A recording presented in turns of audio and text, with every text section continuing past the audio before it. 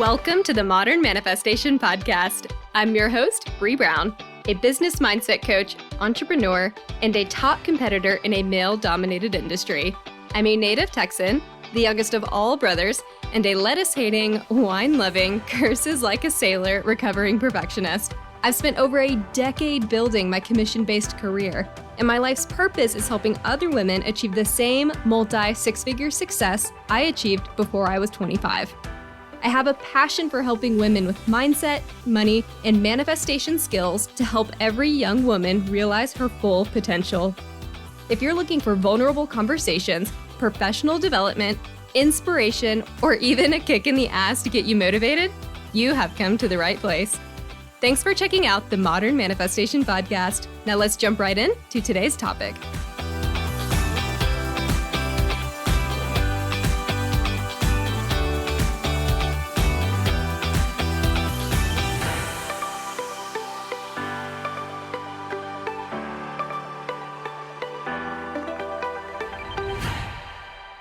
Hello, my beautiful souls, and welcome back to the Modern Manifestation Podcast. Today, before we jump into today's topic, I want to give you guys a little bit of an update, or more of an advanced warning. And that is that lately I have really been listening to my body. I've been trying to be more mindful about respecting what it is that I need and what my body is telling me. And lately I have found myself starting to get to the place of burnout where I just have a little bit too much going on. And I want to practice what I preach, and I need to start saying no to more things and paring down my schedule a little bit so that way I can do more of the things that make me just feel a little bit more relaxed and a little bit more connected with my feminine. So to that end, I wanted to give you a heads up that towards the end of this month, I will be transitioning from producing podcasts every Monday to an every other Monday schedule. I honestly think that that's going to give you guys much better content because I'll have more time to be more intentional about the content that I'm wanting to give you. And this will also allow me to be more intentional about the programs that I'm trying to create for you guys. That way I've been working on this course for a long time, and it's been really hard to dedicate enough time to that to get it up and off the ground so it can actually get into your hands.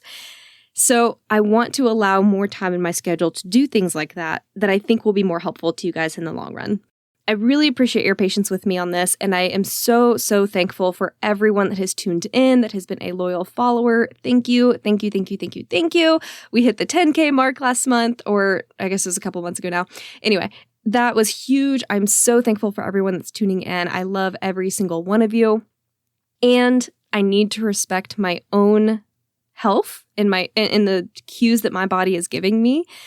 And right now, my body's telling me that we just have too much going on, and I need to start paring some of these things back. So I really appreciate everyone that has already been supportive. And as a result of this, I hope you end up hearing more from me, maybe not on the podcast side, but definitely on the social media side and on the course creation side, because I want to be able to be more intentional with that side of the brand, which admittedly I have been a little bit more lackadaisical about. And I've had this idea about all these reels and these videos that I've wanted to create on Instagram as well. And I haven't done any of them because most of my efforts and most of my time is going to the podcast outside of the actual day-to-day things. So I hope that if you are a follower of mine on Instagram, which my name is @modernmanifestation, go over there and you'll probably start hearing from me a little bit more because I am wanting to start making micro clips about manifestation that'll just give you a little bit of inspiration throughout your week. And I think that could be more helpful for you to just get a little micro dose of manifestation throughout your week or multiple times a week as opposed to just once. So I hope that it ends up being a great transition for everyone. And I don't know whether or not this is going to be a permanent change, but at least for now, this is going to be what I'm doing. I'm going to be going to bi-weekly scheduling. Again, that will be late August that I start doing that. Okay, so let's go ahead and jump into today's topic now that we've covered a little bit of my podcast update there. And today's topic is all about daily routines, but more specifically, the habits that we've adopted and the thoughts that we have when we start our days and then that continue as a result of the baseline that we set our morning off on.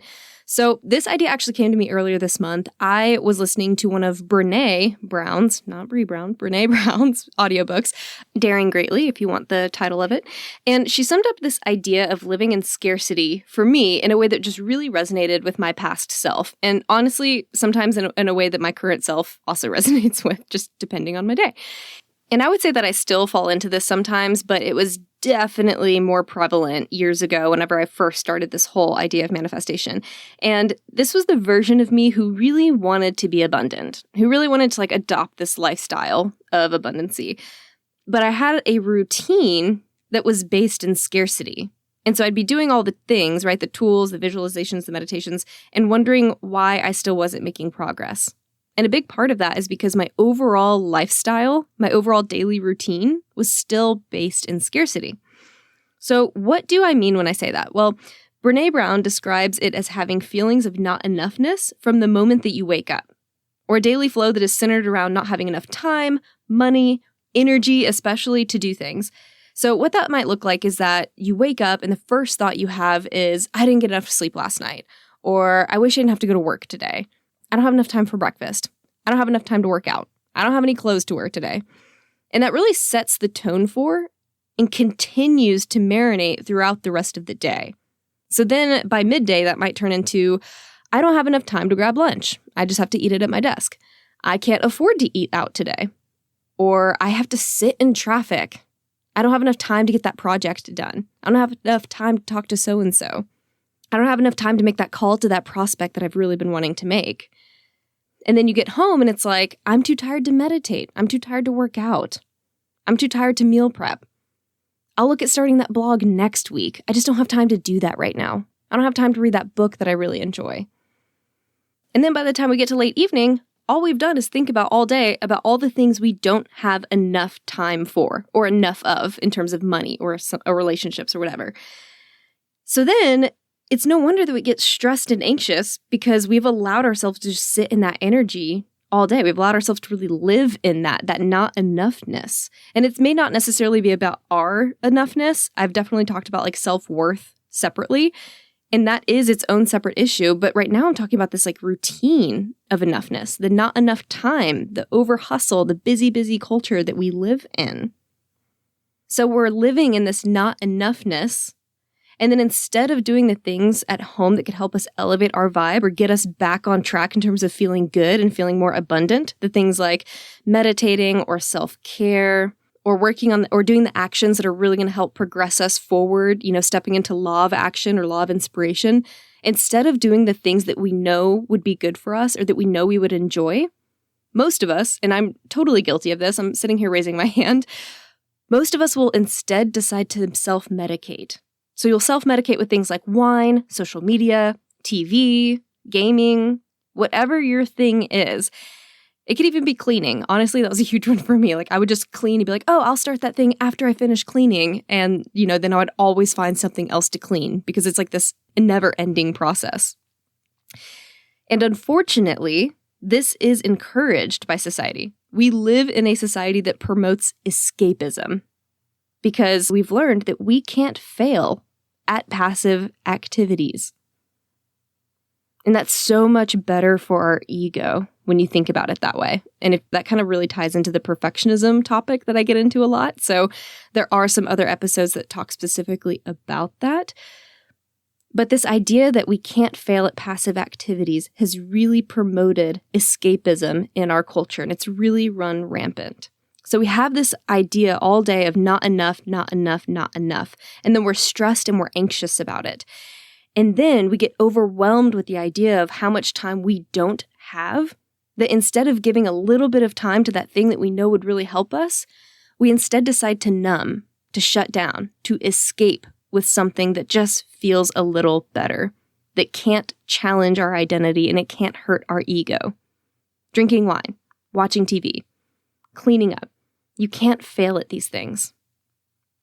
And my passive activities in the past, or even depending on my mood currently, will be things like reading or watching a TV series or cleaning while staying up super late. And I have always struggled with the staying up late concept. Like, I used to be like, oh, I'm a night owl. I love staying up late. I'm just not a morning person. But I adopted that identity to protect myself from the truth. And that truth for me was that I needed to feel like I could control a single part of my day. Or at the very least, try to create more time to feel good because of that not enoughness that I was living in all day. So I was like, oh, if I stay up later, I'll have more time. And then I can do the things that I want to do. I can start to try to satiate that not enoughness. But I wasn't filling that time with the good things that would actually help counteract that not enoughness and get me back to abundance. Instead, what I would do is I'd go back to those self-prescribed medication techniques. Wine, movies, popcorn, escapism, even cleaning. I know that's kind of a weird one, but I will clean and clean and clean to avoid doing something. Like, if you see me cleaning around the house just like a maniac, I'm definitely procrastinating something. So I used to do this every single night for years. And then when it was time for bed, I would have this extreme guilt, and I would just shame myself for all the productive things, right? The quote unquote productive things that I didn't get done that evening. And then I would be like, oh, but it's okay. I just didn't have time to get those things done. So my escapism would really help me out. It would help my ego in that point. Like, oh, well, yes, I feel guilty, but in reality, I just didn't really have the time, right? I needed to relax. I needed to give myself that time. But when you're doing this every single night, it's like, are you really actually using that to relax? Because studies are showing that TV actually doesn't relax you. Watching sports doesn't relax you. Things that relax you are the things that get you into your parasympathetic mode, that rest and digest. But so many of us choose passive activities, this escapism activity, that allows us to sit in fight or flight, but we numb it. So it's not actually helping with self-care, but we love to think that it does because everyone else does it, so why can't I? I would love to watch a movie tonight. I'm just going to do that. And I'm not saying that you can't ever do that, but I'm saying that there's a time and a place for that. And then there are moments when you need to make a choice to go do the action or the thing that you know is actually going to be more beneficial for you. So maybe instead of doing that activity, say, okay, am I using this activity to numb in order to avoid something that I'm afraid of failing at, or I'm just too afraid to actually do or make time for? And if so, why? Why am I choosing to make that decision? Or have I just had a really busy, productive week where I have done all those things that I wanted to do? And I'm like, yo, you know what? No, I really want to enjoy this time. I really want to sit with my partner and watch this movie. I want to enjoy this popcorn. It's something I'm going to actively enjoy and get something out of. Being intentional about that activity so it's not passive. It's not satiating or numbing that fight or flight response. So I would stay up late every night doing one of those passive activities, shaming myself for all the things I didn't get done, but also enjoying the ability to control something, which was how late I was staying up. It's not a great thing to have control over, but that was something I felt like I had direct control over. And then I would go to bed exhausted and already counting how few hours of sleep I was going to get, knowing that I was going to wake up tired. And I'd repeat this routine of scarcity all over again the next day. Wake up and first thing I think, wow, I didn't get enough sleep last night. I really wish I didn't have to go to work today. And looking back at it, this routine was so comical because it's so clear to me now what my patterns were and what my habits were. But in the moment, I didn't realize what it was that I was doing. I just thought that I was doing the self-care and the resting and taking care of my needs. But I wasn't really actually taking care of my needs. I was trying to use that as an excuse to not look at the uncomfortable things that were going to force me to grow or that I just didn't want to do. So I really leaned into that daily routine of not enoughness, that scarcity, to justify a lot of what I was doing. And unfortunately, that routine that I had that was based in scarcity caused me to be really unhappy. And I just couldn't figure out why. I was like, what is missing? Why do I feel stuck? Why do I feel like I'm in a funk? I knew something was off, but I couldn't quite put my finger on it. So I hope that if you are in this place now, that this is resonating and maybe it is a wake-up call for you or someone you know. Or maybe you're just like, oh, that was totally me in the past, and I'm so glad that I'm no longer like that, but it's a great reminder. Whatever this is for you, I just felt it's important to share my own experience with it so that you can use this as either a mirror or a confirmation that you're on the right path. So that type of daily flow pointed to my scarcity mindset and all the things that I focused on that I didn't have enough of. Time, money, energy, those are all pretty common things They were all things that I thought I lacked. And that was the routine for most of my life. And unfortunately, that just manifested more scarcity for myself because it reinforced feelings of anxiety and fear. And we know that those things aren't going to manifest great things for you, right? It's very low vibe.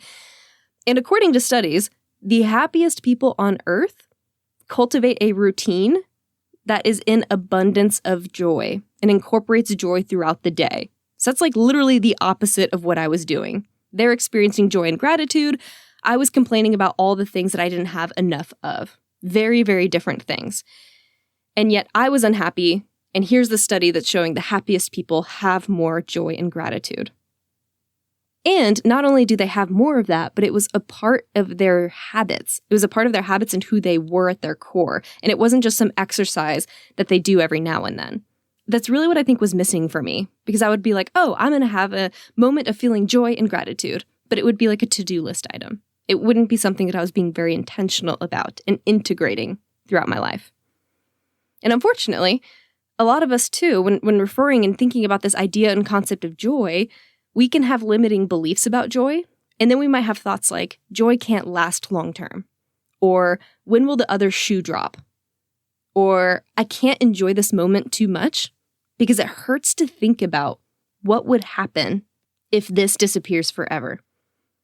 From that perspective, feeling joy can be vulnerable.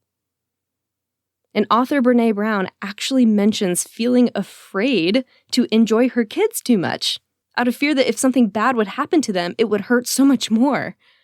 Oh, God, when she said that, I was like, I don't have children, but I have felt that way about my spouse, about my dogs. It's like you're afraid to love them too much because you think, what if something happens in an instant? It's that fear of being robbed of your joy. And so unfortunately, a lot of us avoid joy because it's too vulnerable to think about what might happen if that presence of joy disappears and that person's no longer there or that moment is no longer there to provide that to me. But then instead, you're just robbing yourself of joy in so many other moments throughout your life. And you can ask any person that's ever grieved, thinking about all the times that they could potentially lose someone, never, ever made their grief any easier. So why do we do that to ourselves? So, have you ever had this thought about not enoughness with a spouse, friends, family members? And how often do we keep ourselves from experiencing joy because we think it's too good to be true, or that it could be fleeting at any moment? These thoughts allow our fears to manifest scarcity. Joy as a fleeting experience, not as a lifestyle. So for this reason, joy comes in moments for us, maybe, but it's not a daily habit. It's not a part of our routine. It's not creating a routine set in abundance. Most of us choose to live in scarcity. But thankfully, we can vulnerably accept joy and allow ourselves to live more abundant lives and cultivate a more abundant life. We can attain it when we allow ourselves to notice and sit in gratitude. And I know you've probably heard this a lot. And you're like, if I have one more person that tells me to be grateful or to do an exercise of gratitude, I might scream. I get it. I have been there. But there's probably a reason that you keep hearing it. And there's probably a reason you've been avoiding it. So maybe sit with that. Why have you been avoiding it? Or have you been treating it as a to-do that you just don't have time for? See how we bring all this full circle? So to start, we have to embrace the vulnerability of joy as a moment to practice gratitude for what is, instead of fear of what could be or what could happen. That's number one. Because you can never know how things will turn out, and robbing a moment of joy will not prevent future tragedy. I'll say that again. Robbing a current moment of joy right now will not prevent future tragedy. And certainty is the opposite of abundance. That will really hit with my perfectionists because we want certainty and we think we can cultivate it by being perfect or by having some perfectionistic tendencies. But we can't. Certainty is the opposite of abundance. You have to take the leap of faith. You have to be vulnerable enough to accept joy, to cultivate a lifestyle of joy. So how do we do this? How do we get to joy? I've already mentioned gratitude being the number one way to cultivate this. And I keep saying her name throughout this, but again, her audiobook is what really got me on this topic today. And according to Brene Brown, the difference between happiness and joy is that happiness relies on your external circumstances. So your material goods, the things you have, the money you make, the cars you drive, the people you hang out with. Whereas joy comes from within. Your internal thoughts, your internal habits, your behaviors, your emotions, what you're cultivating inside. So from that perspective, we all have the ability to create joy, no matter our circumstances externally. Because joy is cultivated by and directly correlates with our inner being. And our inner being is more positive and feels better when it is based in a routine of gratitude. And not just a moment of gratitude a week, not just something you check off your list every day, but a lifelong practice of gratitude. Intentionally making time for it throughout your day and making this exercise a priority. So how can you intentionally make space for daily gratitude? Maybe you wake up and the first thing you think of is something completely different. So if you're one of those people that's been thinking, I just didn't get enough sleep last night. What if that very first thought, you change that thought or you train your brain to think, wow, I'm so glad that I had such a safe space to sleep in last night.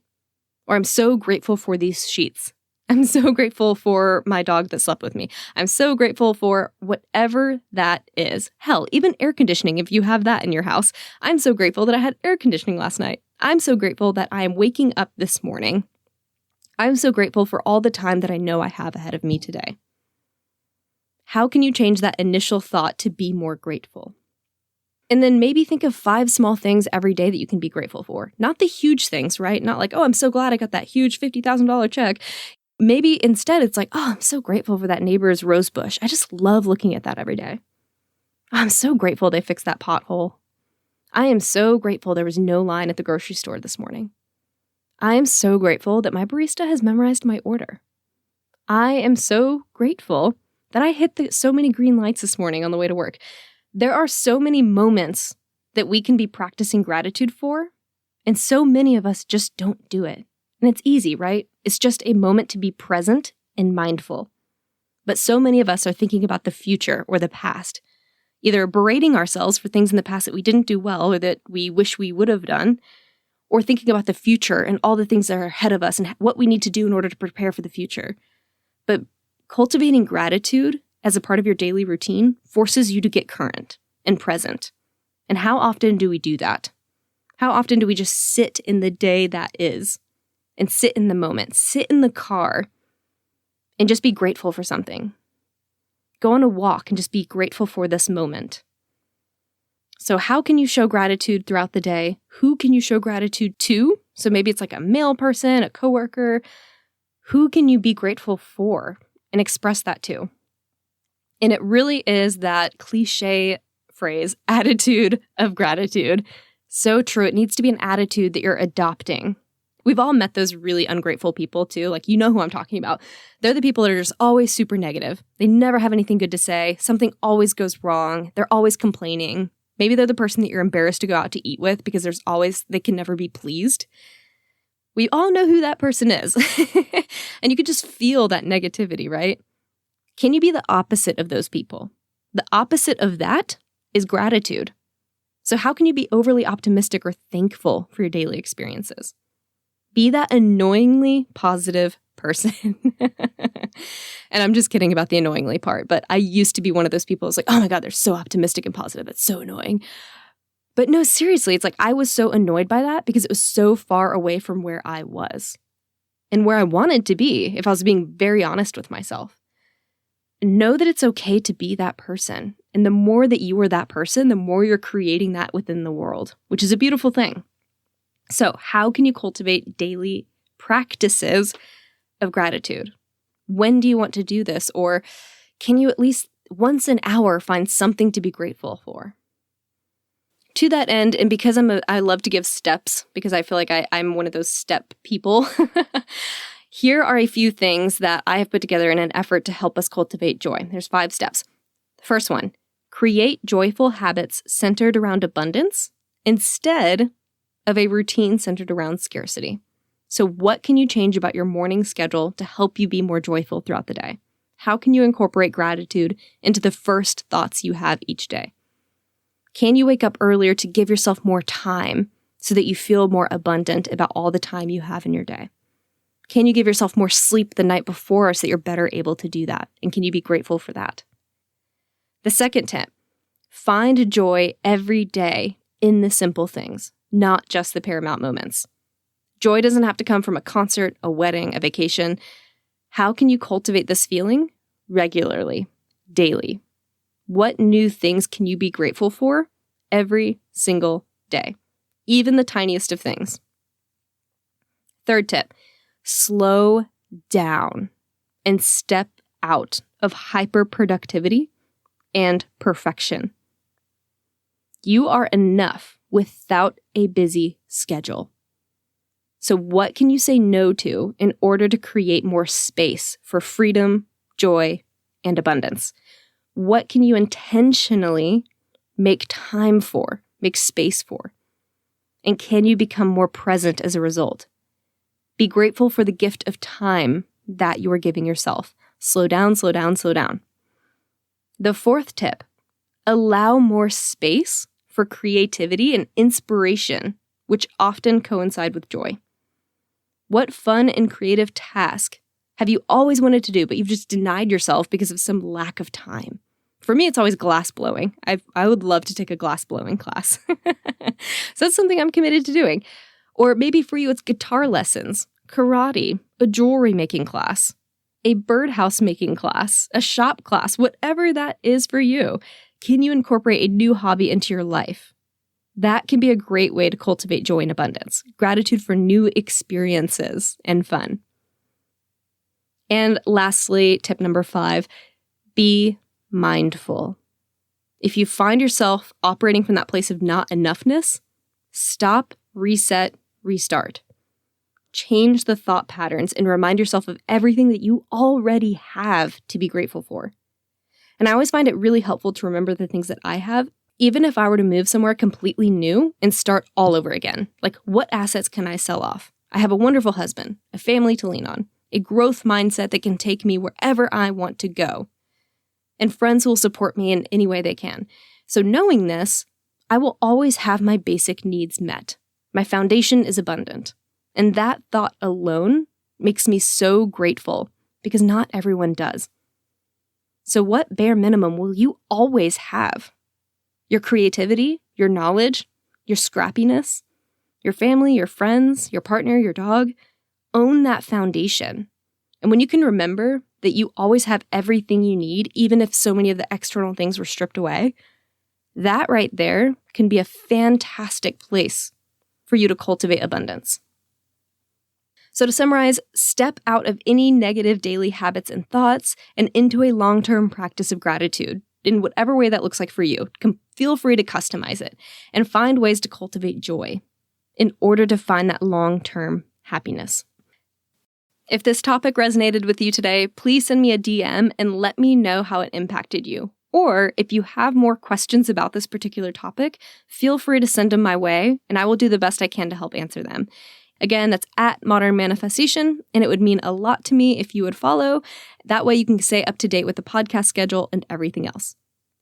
Thank you so much for hanging out with me today, and I will catch y'all next Monday. Until then, go out there and manifest some miracles.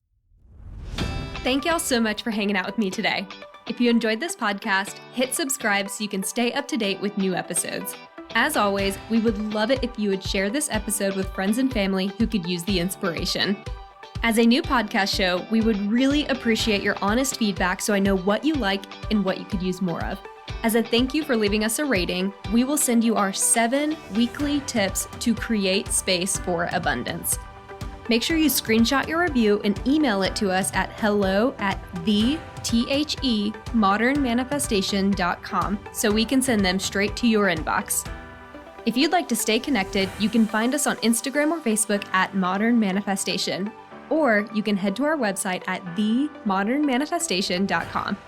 Thanks again for joining me, and I will catch y'all in the next episode.